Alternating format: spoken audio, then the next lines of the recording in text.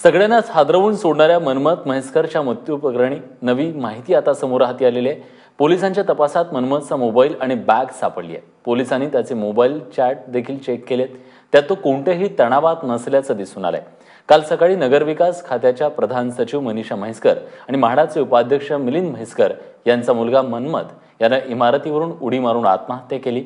मनमत म्हैसकर आपल्या आईवडिलांसह marine लाईन्सवरील blue haven इमारतीत राहत होता। काल सकाळी मित्रांना भेटण्यासाठी तो घराबाहेर पडला। त्यानंतर काहीच वेळात या परिसरातील दरिया महल इमारतीवरून एक युवक खाली पडल्याची माहिती पोलिसांना मिळाली। त्यांनी मनमतला रुग्णालयात दाखल केलं असता त्याला मृत घोषित करण्यात आलं। दुपारी 2:30 वाजण्याच्या सुमारास चंदनवाडी स्मशानभूमीत मनमतवर अंत्यसंस्कार करण्यात आले।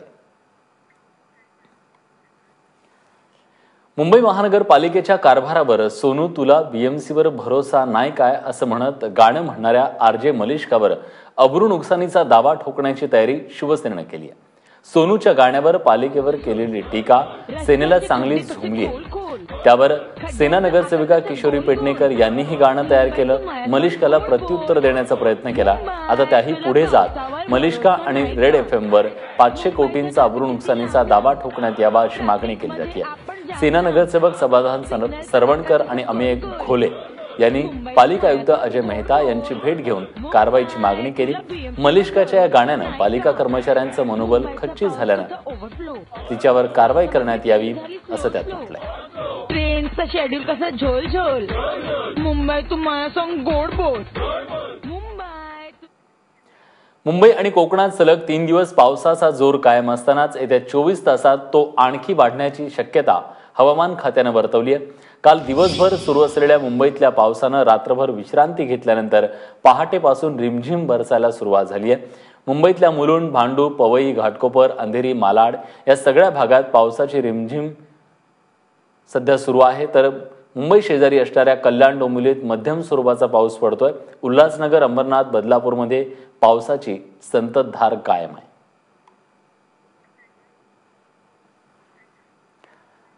मुंबईत दरवर्षी पावसासोबत येतात ते साथीचे रोग। यंदा साथीच्या आजारांनी आतापर्यंत मुंबईतील 14 जणांचे प्राण घेतलेत। जुलै महिन्याच्या पहिल्या 2 आठवड्यातच डेंग्यू, गॅस्ट्रो आणि लेप्टोच्या रुग्णांमध्ये लक्षणीय वाढ झाली आहे। मुंबईतील तब्बल 100 लोकांना डेंग्यूची आणि गॅस्ट्रोची लागण झाली आहे, तर 7 लोकांना H1N1 चं इन्फेक्शन झाल्याची माहिती मिळते आहे। राज्यात पावसाचा जोर वाढल्यानं साथीचे आजारही वेगाने पसरत आहेत। गेल्या 15 दिवसात लॅप्टो आणि स्वाईन फ्लूमुळे राज्यात 7 जणांचा मृत्यू झालाय, तर गॅस्ट्रो, डायरिया, कॉलराच्या रुग्णात मोठी वाढ होतीये। त्यामुळे नागरिकांनी आरोग्याची काळजी घ्यावी असं आवाहन राज्याच्या आरोग्य विभागाकडून करण्यात येत आहे। एकट्या स्वाईन फ्लूमुळे राज्यभरात 313 रुग्णांचा मृत्यू झाला, तर उंदरामुळे होणाऱ्या लॅप्टोस्पायरोसिस या आजारानं अनेक रुग्णांना ग्रासलंय। त्यामुळे बाहेरचं खाणं टाळा, घराच्या आजूबाजूला स्वच्छता ठेवा असं आवाहन प्रशासनाच्या वतीनं करण्यात आलंय। राज्यामध्ये आपण प्रामुख्याने जो आजार सर्वांना माहीत आहे की H1N1च्या संदर्भामध्ये काही राज्यातील प्रमुख शहरांमध्ये आणि त्या जिल्ह्यामध्ये या रोगाचा प्रादुर्भाव प्रामुख्याने दिसून येतो। यामध्ये जो मेजर जिल्हे जे आहेत हे पुणे, नाशिक, पिंपरी चिंचवड नगरपालिका आणि नागपूर नगरपालिका आणि या शहरामध्ये प्रामुख्याने हे मॅक्झिमम केसेस आहेत। प्रामुख्याने मुंबई आणि पुण्यामध्ये जून अखेर आणि जुलैच्या पहिल्या आठवड्यामध्ये या आजाराचे केसेस जास्त आढळून येत आहेत आणि त्याच्यामध्ये जरा मृत्यूचं प्रमाण वाढलेलं आहे। यानंतर मुंबईकरांसाठी एक आनंदाची बातमी आहे। मागील 2 दिवस पडलेल्या मुसळधार पावसानं मुंबईला पाणीपुरवठा करणारी जी धरणं आहेत त्यात मोडक सागर, मध्य वैतरणा या धरणानंतर आता तानसा तलावही ओव्हरफ्लो झालाय। मुंबईला पाणीपुरवठा करणाऱ्या 7 तलावांपैकी तानसा हे प्रमुख धरण आहे। गेल्या वर्षी तानसा तलाव 2 ऑगस्टला भरला होता। यंदा लवकरच भरल्यानं मुंबईकरांची चिंता दूर झाली आहे।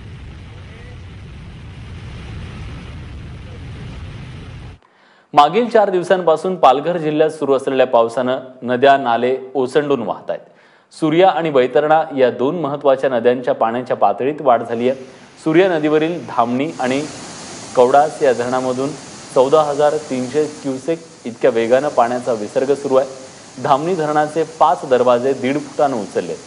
धरण क्षेत्रात 144 मिलीमीटर इतक्या पावसाची नोंद झाली आहे।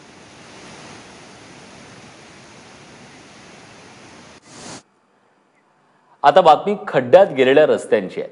पावसाच्या जोरदार आगमनानंतर राज्यात ठिकठिकाणी खड्ड्यांचं जणू साम्राज्य दिसून येते। सायन पनवेल या महामार्ग असो किंवा ठाण्यातले रस्ते असो, खड्ड्यांनी चालकांना फार बेजार करून सोडलेला आहे। पावला पावलांवर असलेल्या खड्ड्यांमुळे वाहन चालकांना तारेवरची कसरत करावी लागते। या सगळ्या शहरात रस्त्यांसाठी कोट्यवधी रुपये खर्च करण्यात येतात, मात्र ते पैसे कसे खड्ड्यात जातात हे पुन्हा एकदा दिसून आलंय। यानंतर बातमी वाढलेल्या भाज्यांच्या दरांची आहे। गेल्या 3-4 दिवसांपासून सतत कोसळणाऱ्या पावसाचा फटका भाजीपाल्याला बसू लागलाय। वाशीच्या एपीएमसी बाजारात भाजीची आवक 50 ते 100 गाड्यांनी कमी झाली आहे। पावसानं भाजीपाला खराब झाल्यानं उत्पादनात घट झाली आहे, तर उत्पादन कमी झाल्यानं भाज्यांचे दर गगनाला भिडलेत। किरकोळ बाजारात भाज्यांच्या किमती 20% वाढल्या। भाज्यांची आवक पाऊस जरी असला तर 500-550 गाड्या आज मितीला आहेत, पण सतत पाऊस असल्यामुळं होलसेल मार्केटला इकडे ग्राहक नाही आहे। किरकोळ हा जो व्यापार फुटपाथवर होतो, सतत पाऊस असल्यामुळं किरकोळमध्ये व्यापार झालेला नाही, ग्राहक झाले नाही, त्याचा फटका हा होलसेल मार्केटला बसलेला आहे। त्यामुळं आज या ठिकाणी भाजीपाला पडू नये। बातमी पुण्यातून आहे। पुण्याचे काँग्रेसचे नेते रोहित टिळक यांच्यावर बलात्काराच्या गुन्ह्याची नोंद करण्यात आली आहे। 2015 ते 2017 या काळात रोहित यांनी लग्नाचं आमिष दाखवून वेळोवेळी आपल्यावर अत्याचार केल्याचं या महिलेनं आपल्या तक्रारीत म्हटलंय। 41 वर्षांची तक्रारदार महिला व्यवसायानं वकील आहे आणि गेल्या काही वर्षांपासून ती आपल्या पतीपासून वेगळी राहतेय। रोहित टिळक हे लोकमान्य टिळक यांचे वंशज आहेत। त्यांनी कसबा मतदारसंघातून गिरीश बापट यांच्या विरोधात 2009 आणि 2014ची विधानसभा निवडणूक लढवली। तसंच युवक काँग्रेसचे प्रदेश अध्यक्ष म्हणून देखील त्यांनी काम केलंय। ओला कारच्या धडकेत गंभीर जखमी झालेल्या तरुणाला रुग्णालयात नेण्याऐवजी रस्त्यावर फेकून दिल्याचा एक धक्कादायक प्रकार नवी मुंबईत उघडकीस आलाय। यात जखमी तरुणाचा मृत्यू झाला असून त्याच्या पत्नीनं ओला कंपनीवर कारवाईची मागणी केली आहे। सोमवारी रात्री खारघरमध्ये ओला टॅक्सीची धडक बसून सचिन सुर्वे हा तरुण गंभीर जखमी झाला। ओला चालकानं त्याला सीबीडीच्या एमजीएम रुग्णालयात नेलं, पण तो गंभीर जखमी असल्यानं त्याला वाशीच्या रुग्णालयात नेण्याचा सल्ला देण्यात आला। त्यानंतर गाडी चालकानं सचिन यांना रुग्णालयात नेण्याऐवजी सचिनला जखमी अवस्थेत रस्त्यावर फेकून दिलं। उपचाराअभावी सचिनचा मृत्यू झाला। त्यामुळे पतीच्या मृत्यूला कारणीभूत असलेल्या ओला कंपनीवर कारवाई करण्यात यावी अशी मागणी रुपाली सुर्वे यांनी केली आहे। आम्हाला पोलीस स्टेशनला थोड्याच वेळात इन्फॉर्मेशन मिळाली पहाटेच्या वेळेस की एक जखमी इसम नेरूळच्या हद्दीत आयकर कॉलनीजवळ पडलेला आहे। म्हणून मग आयकर कॉलनीजवळ जाऊन मृतदेहाची तपासणी केली, तेव्हा सगळं लक्षात आलं की तोच जखमी इसम होता। तो ओला कारचा जो चालक आहे त्याने कदाचित भीतीमुळे किंवा कारवाईमुळे त्यांनी जखमीस उपचाराकरता न नेता त्याला जखमी अवस्थेत रस्त्यावर सोडलेला आहे। The institute of chartered accountants of इंडियाद्वारे जी परीक्षा घेण्यात आली त्या परीक्षेत सीए परीक्षेचा जो निकाल आहे तो जाहीर झालाय आणि या परीक्षेत डोंबिवलीच्या राज परेश सेठ या विद्यार्थ्यानं देशात बाजी मारली आहे। राज सेठला सीएच्या परीक्षेत 78.75% गुण मिळालेत। 800 मार्कांच्या या परीक्षेत राजनं 630 गुण मिळवलेत। त्याच्या यशामुळे राजचं सगळीकडून कौतुक होत आहे। राज हा डोंबिवलीच्या विद्यानिकेतन शाळेचा विद्यार्थी आहे। 75.25% मिळवत अगस्थी स्वर्ण देशात दुसरा आलाय, तर मुंबईच्या कृष्णा पवन गुप्ता हा विद्यार्थी देशात तिसरा आलेला आहे। कृष्णाला 75.13% गुण मिळाले। रेगुलर स्टडीज़ बहुत इंपॉर्टेंट है सीए के लिए। तो जैसे मैंने आर्टिकलशिप ज्वाइन किया था तभी से मेरा रेगुलर स्टडीज़ चालू था सीए का। तो बिगनिंग में तो हर दिन 2 घंटा पढ़ता था, और फिर लास्ट 4-5 महीने जब ये सीए के एग्जाम्स के लास्ट 4-5 महीने 12-13 घंटा रोज़ का होता था मेरा पढ़ाई। तो ऐसा करके रेगुलर स्टडीज़ बहुत ही इंपॉर्टेंट है। रोज़ अगर पढ़ाई करेंगे तो ही सीए फाइनल क्रैक कर सकते हैं अच्छे से। ऐसा लगा तो नहीं था फर्स्ट आऊँगा, पर मेरिट रैंक आएगा इतना मुझे एक्सपेक्टेशन था, पर फर्स्ट का मुझे एक्सपेक्टेशन नहीं था। आगे जाके मुझे फाइनेंस फील्ड में जाना है, तो फिनान्स में मैं आगे जाके जॉब करूँगा। यानंतर 11वीच्या विद्यार्थ्यांसाठी एक महत्त्वाची बातमी आहे। मुंबईतल्या इंटिग्रेटेड कॉलेजमध्ये प्रवेश घेण्याच्या विद्यार्थ्यांची जबाबदारी शिक्षण विभागाने नाकारली आहे। या कॉलेजची चौकशी सुरू असून विद्यार्थ्यांनी या कॉलेजात प्रवेश घेऊ नये असं आवाहन करण्यात येत आहे। तसा फ्लॅशही 11वी ॲडमिशनच्या संकेतस्थळावर दिसून येतोय। त्यामुळे मेरिटच्या विद्यार्थ्यांनी जर इंटिग्रेटेड कॉलेजमध्ये प्रवेश घेतले असतील तर चौथ्या फेरीनंतर ते बदलून घ्यावेत अशी सूचना शिक्षण विभागाने दिल्यात। इंटिग्रेटेड जे काही कॉलेजेस आहेत ते रितसर किंवा नियमाला धरून नाहीच आहेत।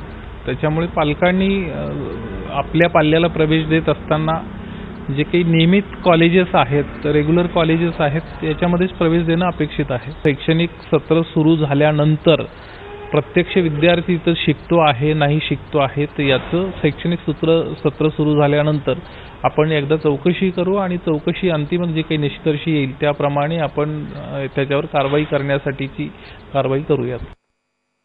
दरम्यान 11वीच्या पहिल्या फेरीनंतर जवळपास 10,000 विद्यार्थ्यांनी पहिल्या पसंतीचं कॉलेज मिळूनही एकतर प्रवेश रद्द केलाय किंवा प्रवेश घेतलाच नाहीये।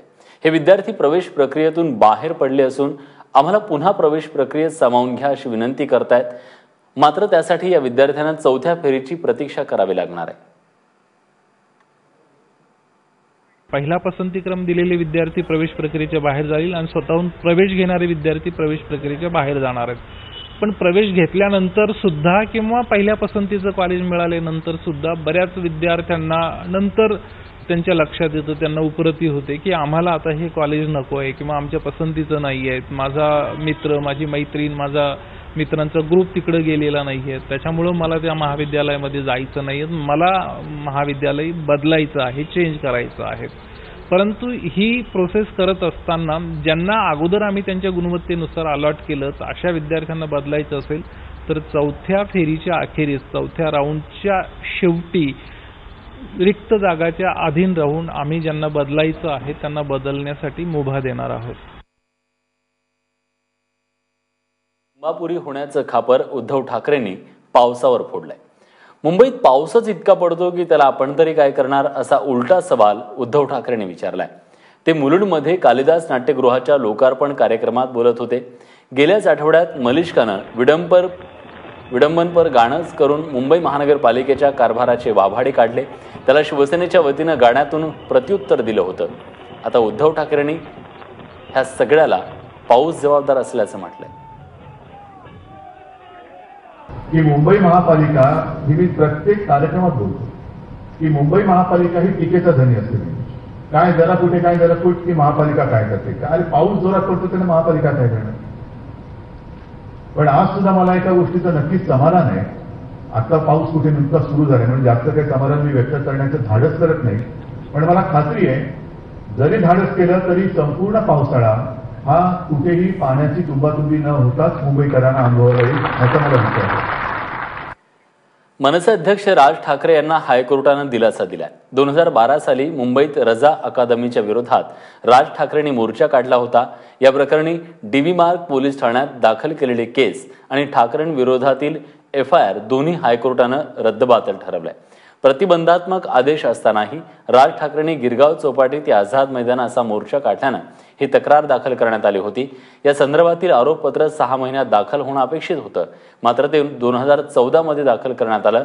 हा तांत्रिक मुद्दा लावून धरत शिरीष सावंत यांनी रीट याचिका दाखल केली। त्यानुसार कोर्टानं ही केस आणि FIR रद्द करण्यात आली।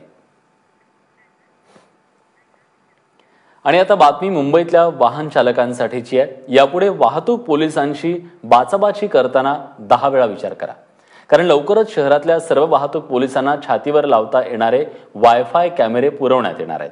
त्यामुळे तुम्ही त्यांच्याशी जे काही संभाषण किंवा आरेरावी कराल ती सगळी रेकॉर्ड होऊन कंट्रोल रूमला जाणार आहे आणि त्या माहितीच्या आधारे तुमच्यावर कायदेशीर कारवाई करण्यासाठी तोच पुरावा म्हणून ग्राह्य धरला जाणार आहे। त्यामुळे यापुढे वाहतूक पोलिसांशी बोलताना थोडं तारतम्य बाळगावं लागणार आहे। मतदानापासून जनगणनेपर्यंतच्या कामाला जुंपलेल्या शिक्षकांच्या माथी आता आणखी एक काम मारण्यात आलंय। केंद्राच्या स्वच्छ भारत मोहिमेचा भाग म्हणून ठाणे महानगरपालिकेने आपल्या शाळेतील शिक्षक आणि विद्यार्थ्यांच्या मदतीनं टमरेल मुक्ती सप्ताह सुरू केलाय। शाळेच्या परिसरात किती नागरिक स्वच्छतागृहांचा वापर करत नाहीत, किती जण उघड्यावर शौचाला जातात याची पाहणी करण्यात येणार आहे। या अभियानाला प्रशासनानं वानर सेना असं नाव दिलंय। पालिका प्रशासनाच्या तोंडी आदेशानंतर शिक्षक संघटना आंदोलनाच्या भूमिकेत आहेत, तर हे काम राष्ट्रहिताचं असल्याचं पालिका प्रशासनाकडून सांगण्यात येत आहे। त्याचा निश्चित करतो, कारण अनेक कामं शिक्षकांना शाळाबाह्य लादले जातात आणि शिक्षकांना कुठलीही पूर्वसूचना न देता ही कामं शिक्षकांवर लादली जातात. तर परीक्षा विद्यार्थ्यांचा ते अभ्यासक्रम पूर्ण करणार, परीक्षा घेणार की हे टंबरेल घेऊन कुठे जातात, कोण कुठे बसतं हे नोंदणी करणार, हा चुकीचा आदेश आहे. बेशिस्त रिक्षाचालक आणि फेरीवाले यांच्या विरोधात डोंबिवलीकरांनी काल जनआंदोलन उभारलं. डोंबिवलीच्या पश्चिम भागातील इंदिरा चौकात उत्स्फूर्तपणे मानवी साखळी उभारण्यात आली. या सर्वसामान्य डोंबिवलीकरांसह सर्वपक्षीय पदाधिकारी आणि कार्यकर्ते देखील सहभागी झाले. यावेळी रिक्षाचालकांची मनमानी आणि रस्त्यावर ठाण मांडणाऱ्या फेरीवाल्यांचा निषेध करण्यात आला. त्यामुळे आता तरी संबंधित महापालिका प्रशासन याची दखल घेत शहराला शिस्त लावणार का हे पाहणं महत्त्वाचं आहे.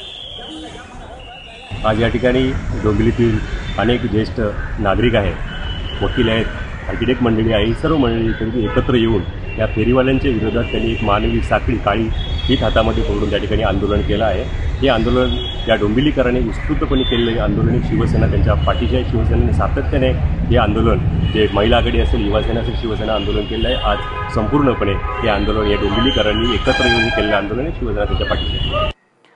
जीएसटी परिषदेनं सिगारेटवर सेस लावण्याच्या निर्णयामुळे शेअर बाजारात मोठी उलथापालथ पाहायला मिळाली. जीएसटी परिषदेच्या या निर्णयानंतर तंबाखू कंपनी ITC अर्थात इंडिया टोबॅको कंपनीच्या शेअर्समध्ये घसरण झाली. या घसरणीचा थेट फटका ITC मधील सर्वात मोठी भागधारक असलेल्या LICला बसलाय. पहिल्या अर्ध्या तासामध्येच LICचं 7,000 कोटींचं नुकसान झालंय. काल शेअरमध्ये झालेली 15% घसरण ही ITCच्या शेअरमध्ये 1992 नंतरची सगळ्यात मोठी घसरण असल्याचं सांगितलं जात आहे.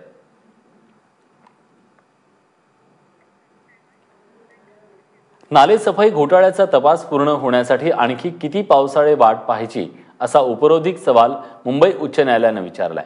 त्यावर मुंबई पोलिसांनी आणखी वेळ देण्याची मागणी हायकोर्टात केली आहे. गेली वर्षी 19 आणि 20 जुलैला झालेल्या मोठ्या पावसामुळे मुंबईत अनेक ठिकाणी पाणी तुंबण्याचे प्रकार घडले. त्यानंतर भाजपचे पदाधिकारी विवेकानंद गुप्ता यांनी हायकोर्टात याचिका दाखल केली. त्यावर पालिकेनं आपली बाजू मांडताना स्पष्ट केलंय की या संदर्भात पोलिसात FIR दाखल झाली असून दोषी अधिकाऱ्यांवर चौकशीअंती निलंबनाची कारवाई करण्यात आली आहे. तसंच पुढील चौकशी सुरू आहे. मात्र 1 वर्ष व्हायला आलं तरी तपास पूर्ण न झाल्यानं उच्च न्यायालयानं पोलिसांना सवाल विचारलाय. पुण्यातल्या RTO कार्यालयात गेल्या 3 दिवसांपासून इंटरनेट सेवा बंद असल्यानं एकच गोंधळ उडालाय. भर पावसात विविध कामांसाठी RTO दाखल झालेल्या नागरिकांना रिकाम्या हातानं परतावं लागतंय. एकीकडे सरकार सगळ्या सेवा सुविधा ऑनलाईन सुरू करू पाहत असताना दुसरीकडे अशा अडचणी वारंवार येत असल्याचं दिसून येतंय आणि त्याचा त्रास नागरिकांना, सर्वसामान्यांना सहन करावा लागतोय. झालेत पासिंग पावती भाड्यासाठी आलो मी, बंद आहे, काय करायचं आता? काय सांगतात ते? काय काय म्हणजे त्रास, काय प्रॉब्लेम काय? नेट बंद आहे म्हणून, नेट प्रॉब्लेम, मशीन बंद आहे म्हणून सांगतात. किती दिवस झाले तुम्ही येत आहे? 2 दिवस झाले येतोय. कालपासून नेट बंद आहे, त्यामुळे आमची गाडी उभी आहे. रोज 50 रुपये दंड चालू आहे आणि गाडीचं नुकसान जे होतंय ते वेगळंच. 2 दिवसांपासून येतोय मी चॉईस नंबरसाठी, पण अर्ज स्वीकारले जात नाहीत कारण इंटरनेट सेवा बंद आहे त्याच्यामुळे. मुंबईत मध्यरात्री वाकोला फ्लायओव्हरवर 3 गाड्यांचा विचित्र अपघात झाला. वेस्टर्न एक्सप्रेस हायवेवर वांद्र्याच्या दिशेनं जाणारी कार, त्या कार चालकाचं नियंत्रण सुटलं आणि डिवायडरला ती धडकली. त्यामुळे हा अपघात झालेला आहे. या अपघाताचा पंचनामा करण्यासाठी पोलीस घटनास्थळी पोहोचले. दरम्यान त्याचवेळी दुसऱ्या बाजूने जाणाऱ्या इको कारला वॅगनार कारनं मागून धडक दिली.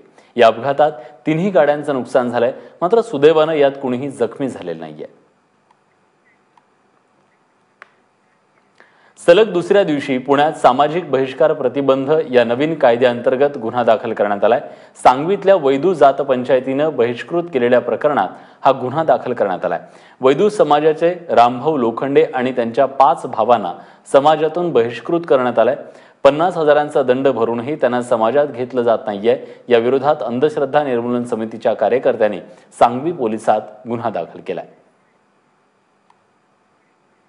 तर हा कायदा झाल्यापासून पुण्यामध्ये काल पहिली तक्रार दाखल झाली आणि आज आम्ही या सांगवी पोलीस स्टेशनला आलेलो आहे. वैदू समाजाने बहिष्कृत केल्याची ही दुसरी तक्रार आम्ही इथं दाखल करणार आहोत. ह्यांचे 6 भाऊ आहेत आणि 6 भावांना सर्वांनाच याच्यातून बहिष्कृत केलेलं आहे. याच्या आधी देखील त्यांनी 50,000 रुपये दंड भरला होता आणि ह्याच्यानंतर देखील त्यांना 1 लाख रुपये दंडाची मागणी केलेली आहे असं ह्यांचं म्हणणं आहे. अर्थात ते CCTV फुटेज पाहिल्यानंतर पोलिसांनी हा निर्णय घ्यावा अशी आम्ही पोलिसांना विनंती करणार आहोत आणि यांच्यावर लवकरात लवकर गुन्हा दाखल व्हावा आणि ह्यांना न्याय मिळावा अशी मागणी आम्ही करत आहोत. पोटच्या मुलीची हत्या करून आईनं आत्महत्या केल्याची घटना बदलापुरात घडली आहे. श्यामल खळे असं आत्महत्या केलेल्या महिलेचं नाव असून ती TBनं आजारी होती. या आजाराला कंटाळूनच तिनं हे टोकाचं पाऊल उचलल्याचं सांगितलं जात आहे. 31 वर्षीय श्यामल पती आणि 6 वर्षांची मुलगी ईश्वरीसह बदलापूरच्या कात्र परिसरात राहत होते. काल सकाळी श्यामलचे पती कामाला निघून गेले. संध्याकाळी घरी आल्यावर त्यांना हा प्रकार कळला. श्यामलनं पंख्याला गळफास लावून आत्महत्या केली तर ईश्वरी ही मृतावस्थेत होती. श्यामलनं आधी ईश्वरीची हत्या करून मग आत्महत्या केल्याचा अंदाज पोलिसांनी वर्तवलाय. पुण्यात दिग्दर्शक मधुर भांडारकरच्या इंदू सरकार या चित्रपटाच्या समर्थनार्थ हिंदुत्ववादी संघटनांनी एकत्र येऊन निदर्शनं केली. डेक्कनवरील झाशीची राणी पुतळा चौकात ही निदर्शनं करण्यात आली. गेल्याच आठवड्यात मधुर भांडारकर यांनी या चित्रपटाच्या प्रसिद्धीसाठी पुण्यात पत्रकार परिषद आयोजित केली. मात्र काँग्रेस कार्यकर्त्यांच्या विरोधानं ही परिषद रद्द करावी लागली. भांडारकरांच्या या चित्रपटात माजी पंतप्रधान इंदिरा गांधी यांची चुकीची प्रतिमा रंगवल्याचा आरोप काँग्रेसनं केलाय. हिंदू सरकार नावाच्या पिक्चरवर किती मोठा विरोध चाललाय. हा विरोध नेमका करतोय कोण तर अभिव्यक्तीवर घाला घालणारे हे विरोध करतायत. हे काँग्रेसची लोक विरोध करतायत. गेले 2 वर्ष जे आरडाओरडा करतात इंटॉलरन्सचा, गेले 2 वर्ष जे मीडियावर बंदी टाकतायत, हे लोक आता आज आम्हाला विरोध शिकवणार आणि हे लोक इथं म्हणणार की हा चित्रपट आम्ही प्रदर्शित होऊन देणार नाही. तर त्यांना माझी या माध्यमातून त्यांना माझी सूचना आहे की दादांनो, मित्रांनो, हा चित्रपट आम्ही नक्की तिथं चालवणार. आम्ही युवा शक्ती तिथं थांबणार.